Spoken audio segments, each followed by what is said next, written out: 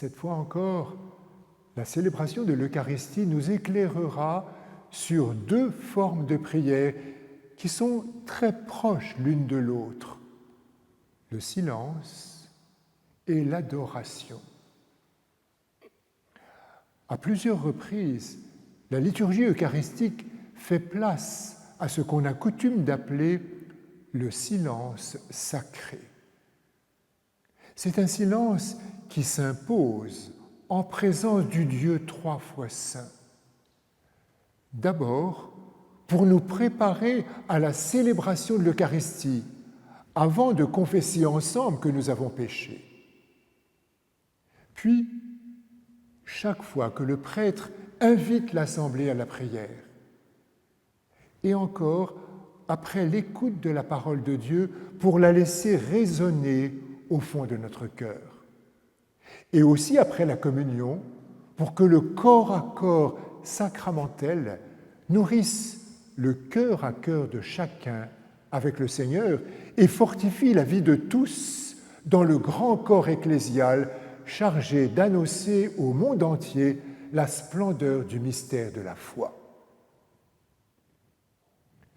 Le silence sacré est l'inverse d'un silence de mort. Il est aussi indispensable à la célébration eucharistique que les soupirs et les pauses le sont dans le jeu d'une symphonie. L'un de ses plus grands bienfaits est de favoriser le recueillement et l'esprit d'adoration.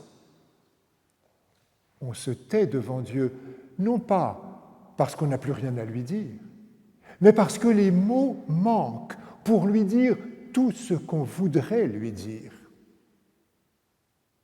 On se tait avec Dieu, non pas parce qu'on n'a plus rien à se dire, mais parce qu'on a trop à se dire, ce trop plein d'amour qui ne peut s'épancher que dans un silence profond et partagé. On dit parfois que le silence est la musique du ciel, la musique de l'éternité qui fait si bon ménage avec le chant des anges. Quand on entre dans une église, n'est-ce pas ce qui nous saisit? Le grand silence de la maison de Dieu. Un silence habité, un silence qui pousse à se mettre à genoux au nom de toute l'humanité.